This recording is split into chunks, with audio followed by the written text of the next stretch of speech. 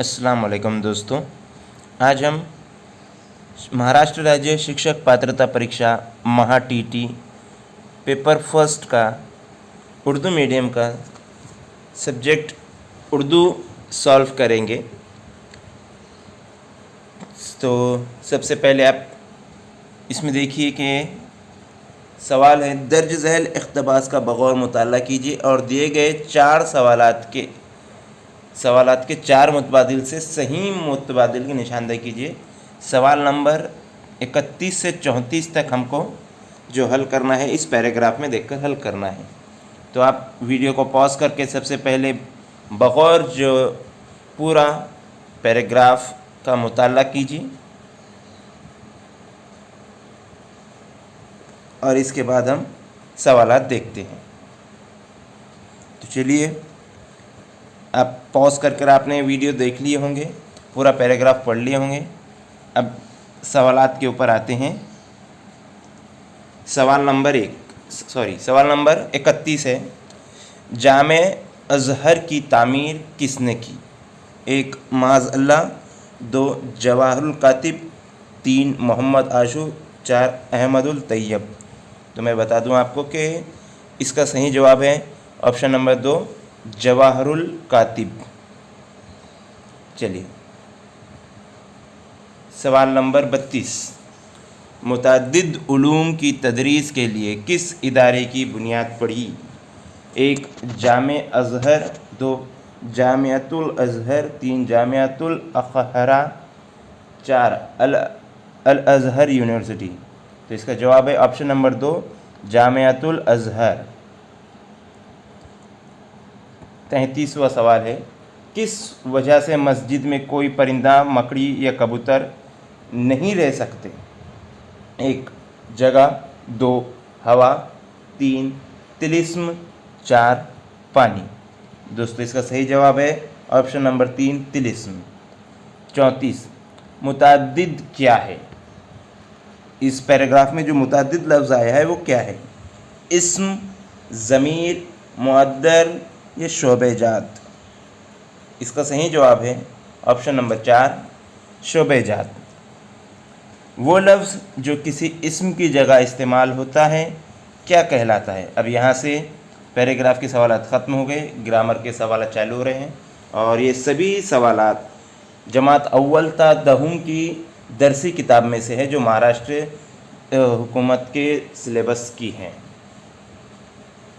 तो सवाल नंबर 35 है, वो लफ्ज़ जो किसी इस्म की जगह इस्तेमाल होता है क्या कहलाता है? ऑप्शन नंबर 1 ज़मीर, ऑप्शन नंबर 2 सिफत, ऑप्शन नंबर 3 इसमें जामिद, ऑप्शन नंबर 4 इसमें शख। तो मैं आपको बता दूं कि इसका जवाब है ज़मीर। वो लफ्ज़ जो इस्म की जगह इस्तेमाल होता है वो ज़मीर कहलाता है। सवाल नंबर 36, जमाल अमजद किसकी सवाने उम्री है? 1 अमजदुल इस्लाम, 2 अफसर मीर ठी, 3 इस्माइल मीर ठी, 4 अमजद हैदराबादी। तो इसका जवाब है जमाल अमजद, ऑप्शन नंबर 4 अमजद हैदराबादी। जमाल अमजद हैदराबादी की जो है तो सवाने उम्री है। सवाल नंबर 37, 30 परवाने शमा रिसालत के किसकी तसनीफ़ है? 1 इंतज़ार हुसैन, 2 तालिब हाशमी, 3 ग़ुलाम अब्बास, 4 पुत्रस बुखारी। इसका जवाब है 30 परवाने शमा रिसालत की तसनीफ़ है ये तालिब हाशमी की। ऑप्शन नंबर 2 इसका सही जवाब है। राजेंद्र सिंह बैदी की सने विलादत क्या है? राजेंद्र सिंह बैदी की पैदाइश की डेट किस सन में हुई थी? 1 1914, 2 1924, 3 1915, 4 1920। इसका जवाब है ऑप्शन नंबर 3 1915। सवाल नंबर 39, फलाहत के मायने क्या है? ये टेक्स्ट बुक में का ही सवाल है। अल्फाज आप जब तैयारी करें तो टेक्स्ट बुक की सभी अल्फाज मायने भी एक मरतबा ज़रूर पढ़ लें, क्योंकि अल्फाज मायने पर एक सवाल आता ही आता है। 1 है बातें करना, 2 खेती बाड़ी करना, 3 आसान इलाज, 4 दानाई। तो इसका सही जवाब है ऑप्शन नंबर 2 खेती बाड़ी करना। सवाल नंबर 40, नज़ीर अकबर आबादी का असली नाम बताइए। ایک ولی محمد، دو محمد میر کاظم علی، تین حفیظ رانا، چار اعظم حسین۔ تو اس کا صحیح جواب ہے آپشن نمبر 1 ولی محمد، یہ نذیر اکبر آبادی کا اصلی نام ہے۔ شہریار کو کون سا انعام ملا تھا؟ ایک پدم شری، دو اردو اکادمی، تین ساہتیہ اکادمی، چار گیان پیٹھ ایوارڈ۔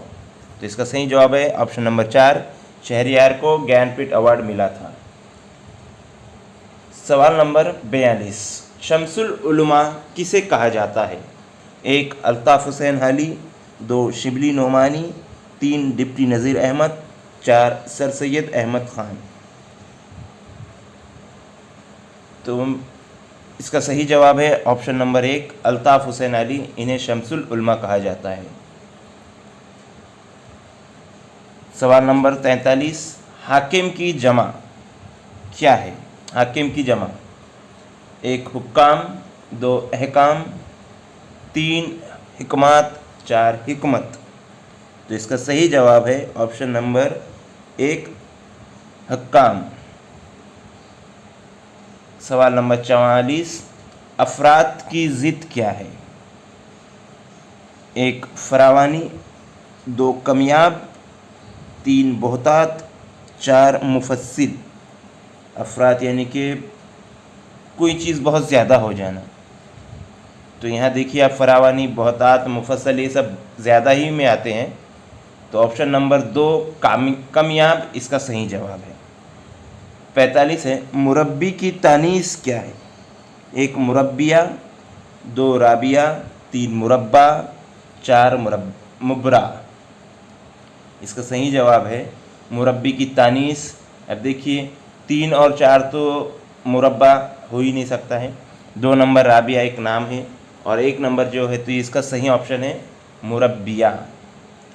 46 در ذیل میں سے کس لفظ کے آگے خیر لگانے سے وہ بامعنی لفظ بامعنی سابقہ بن جائیں گا؟ ایک ہے خواہ، دو فریب، تین فروش، چار نشین۔ تو دیکھیے ہم لگا کر دیکھ لیتے ہیں۔ پہلا ہے خیر خواہ، یہاں پر ہو جا رہا ہے تو صحیح جواب تو اس کا یہی آ گیا 1 نمبر، پھر بھی ہم چیک کر لیتے ہیں آگے۔ دوسرا ہے خیر فریب، تو یہاں پر یہ کوئی بامعنی لفظ نہیں بن رہا ہے خیر فریب۔ خیر فروش، سرفروش تو سنا ہے، خیر فروش نہیں ہو رہا ہے۔ خیر نشین، ہم نشین ہو سکتا ہے، خیر نشین نہیں ہوتا ہے، تو یہاں آپشن نمبر 1 خیر خواہی اس کا صحیح جواب ہو رہا ہے۔ اب سوال نمبر 47 شعر کی صنعت پہچانیے۔ ادب ہی سے انسان انسان ہے، ادب جو نہ سیکھے وہ حیوان ہے۔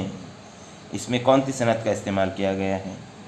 صنعت مبالغہ، صنعت تضاد، صنعت تشبیہ، صنعت استعارہ۔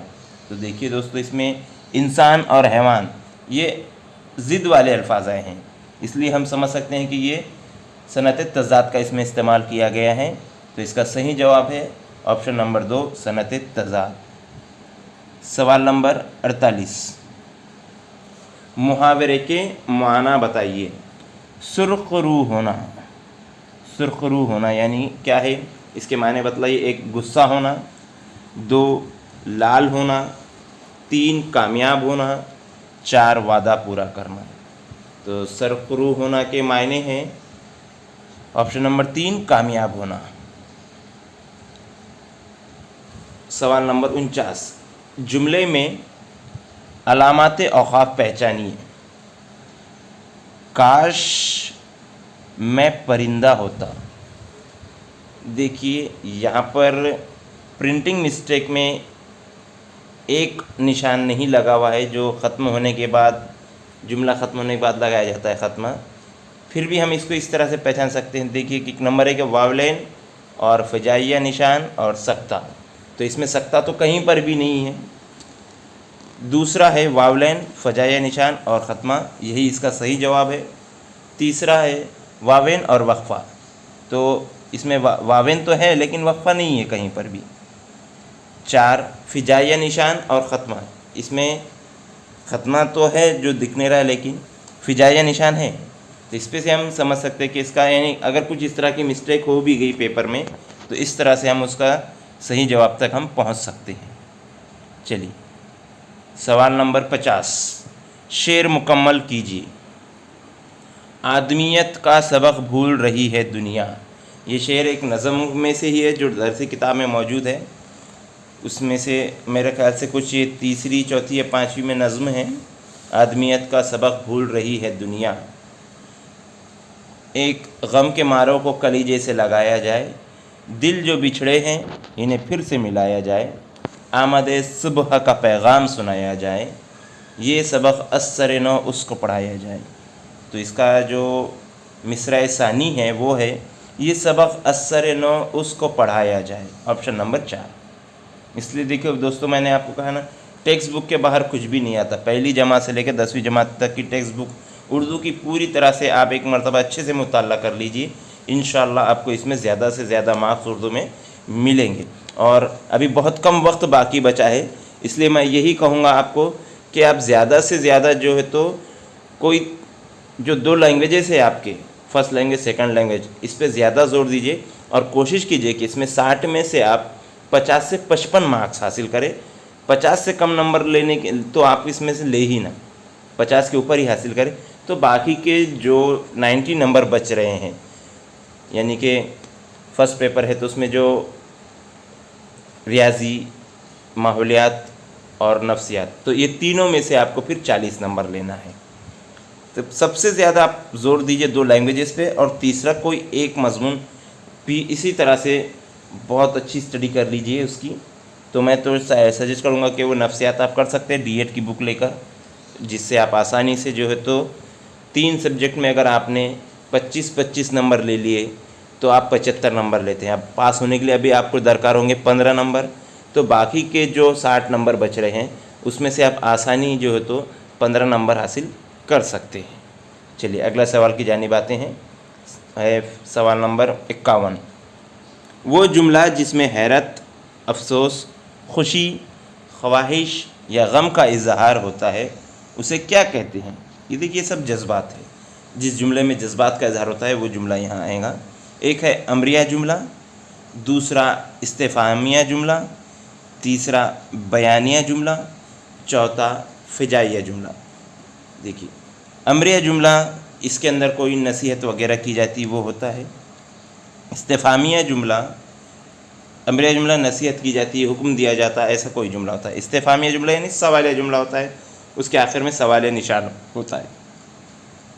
تیسرا بیانیہ جملہ ایک سادہ جملہ ہوتا ہے۔ چوتھا فجائیہ جملہ جس میں جذبات کا اظہار ہوتا ہے۔ تو یہاں دیکھیے آپ سب جذبات کا اظہار ہو رہا ہے، اس لیے اس کا صحیح جواب ہے فجائیہ جملہ۔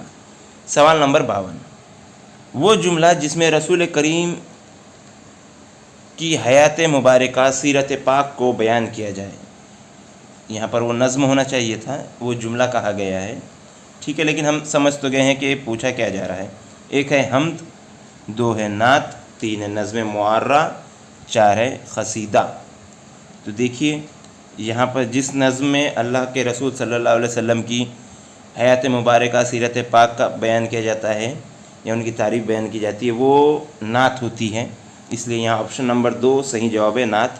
حمد میں ہم اللہ تعالیٰ کی تعریف بیان کرتے ہیں، نظم معرہ آزاد نظم ہے، اور قصیدہ جو ہے تو کسی بادشاہ وغیرہ کی جو ہے تو تعریف میں بیان کی ہوئی نظم کو قصیدہ کہتے ہیں۔ چلیے سوال نمبر 53۔ مخمس کے ہر بند میں کتنے مصرے ہوتے ہیں؟ 1 2 2 3 3 4 4 5۔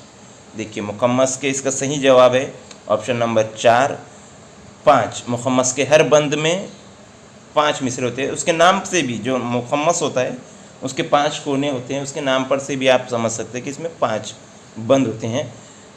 2 بند شعر میں ہوتے ہیں، 2 مصروں کا شعر ہوتا ہے، 3 بند مجھے یاد نہیں آ رہا ہے، 4 بند جو ہے تو رباعی میں ہوتے ہیں۔ چلیے سوال نمبر 54۔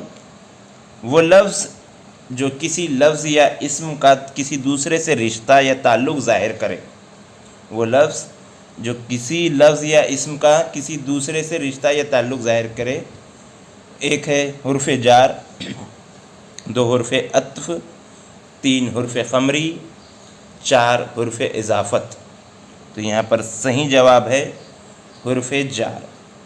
وہ لفظ جو کسی لفظ یا اسم کا کسی دوسرے سے رشتہ یا تعلق ظاہر کرے وہ ہوتا ہے حرف جار۔ حرف عطف دو الفاظ کو جوڑنے کے لیے بیچ میں آنے والے حرف کو کہتے ہیں۔ حرف شمسی، حرف قمری 14 ہیں، ہم نے دیکھ چکے ہیں اس سے پہلے کہ حرف ایک ویڈیو میں نے آپ کو شاید دکھایا حرف قمری اور حرف اضافت۔ اس کا صحیح جواب ہے حرف جار۔ چوتھے دیکھتے ہیں 55 درج ذیل سے کیا قصیدے کا جز نہیں ہے؟ ایک گریز، دو مدحا، تین سراپا، چار حسن طلب۔ دیکھیے اس کا قصیدے میں جو ہے تو کون سی چیز نہیں آتی، تو اس میں گریز، مدحا اور حسن طلب تو آتا ہی ہے۔ اس کا صحیح جواب ہے آپشن نمبر 3 سراپا، یہ قصیدے کا جز نہیں ہے۔ آپشن نمبر 56 روپ کس کی رباعیوں کا مجموعہ ہے؟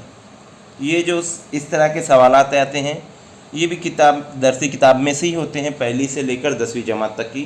اب اوپر کی جو جماعتیں ہیں 5ویں، 6ٹھی، 7ویں، 6ٹھی سے آگے کی، وہاں پر سبق کے شروعات میں جان پہچان یا تعارف کے جو سبق شروع ہونے سے پہلے مصنف وغیرہ کا تعارف بیان کیا جاتا ہے جو باکس میں، تو اس کے اندر یہ چیزیں ہوتی ہے کہ جو شاعر ہے، جو مصنف ہے، ان کی جو ہے تو مشہور مجموعے کا یا ان کو مجموعے کا نام ہوتے ہیں، ان کو کون کون سے ایوارڈ ملے، کون سے ان کے القابات ہے، ان کی پیدائش وغیرہ، یہ سب چیزیں وہاں پر ہوتی ہے۔ تو آپ دیکھیے کہ پیپر پہلی جماعت سے لے کے 10ویں جماعت کی درسی کتاب کے باہر ایک بھی سوال نہیں آتا، یہی ہمارے لیے کافی ہے مطالعے کے لیے۔ اگر آپ ان کا ہی مطالعہ کریں تو آپ کے لیے کافی ہو جائے گا اور آپ آسانی سے جو ہے تو TT پاس کر سکتے ہیں۔ تو دیکھیے آپشن نمبر 1 ہے Atiya Parveen, option number 2 Zafar Gorakhpuri, option number 3 Firaq Gorakhpuri, option number 4 Najm Afandi. تو صحیح جواب ہے روپ، یہ فراغ گورکھپوری کی رباعیوں کا مجموعہ ہے، آپشن نمبر 3۔ اب دیکھیے درج ذیل اشعار کا مطالعہ کیجیے اور دیے گئے سوالات کے 4 متبادل سے صحیح متبادل کی نشاندہی کیجیے۔ سوال نمبر 57 سے لے کے 60 تک کے سوالات ہم کو اس نظم میں دیکھ کر حل کرنا ہے۔ آپ اس نظم کو پاز کر پڑھ لیجیے اور اس کے بعد سوالات کے جوابات ہم دیکھتے ہیں۔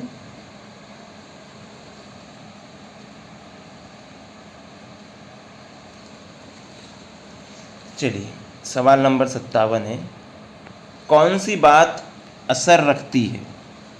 1 دل کی، 2 دماغ کی، 3 خاک کی، 4 آسماں کی۔ دیکھیے پہلا شعر ہے، دل سے جو بات نکلتی ہے اثر رکھتی ہے، پر نہیں طاقت پرواز مگر رکھتی ہے۔ تو یہاں پر آپشن نمبر 1 آئے گا دل کی۔ سوال نمبر 58 آسماں کو کس نے چیرا؟ 1 عشق نے، 2 نالائے بے باک نے، 3 سرکش و چالاک نے، 4 عشق فتنہ گر نے۔ دیکھیے شعر ہے آسماں کو اس نے چیرا پہ، تو تیسرا شعر ہے اس نظم کا، عشق تھا فتنہ گر وہ سرکش و چالاک میرا، آسماں چیر گیا نالائے بے باک میرا۔ تو اس کا صحیح جواب ہے آپشن نمبر 2 نالائے بے باک۔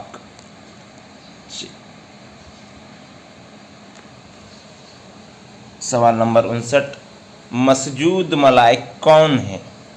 1 فرشتے، 2 جن، 3 آدم، 4 شیطان۔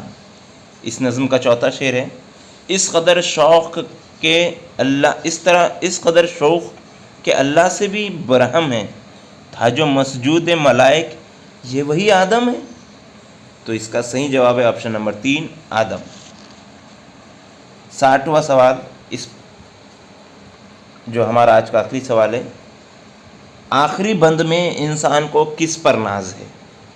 آخری جو بند ہے، ناز ہے طاقت گفتار پر انسانوں کو، بات کرنے کا سلیقہ نہیں نادانوں کو۔ تو آپشن ہے 1 شوقی، 2 عالم کیف، 3 مسجود ملائک اور 4 طاقت گفتار۔ یا طاقت گفتار کا اس شعر میں ذکر آیا ہے، اور صحیح جواب ہے آپشن نمبر 4 طاقت گفتار۔ ٹھیک ہے دوستو، آج کے لیے اتنا کافی ہے۔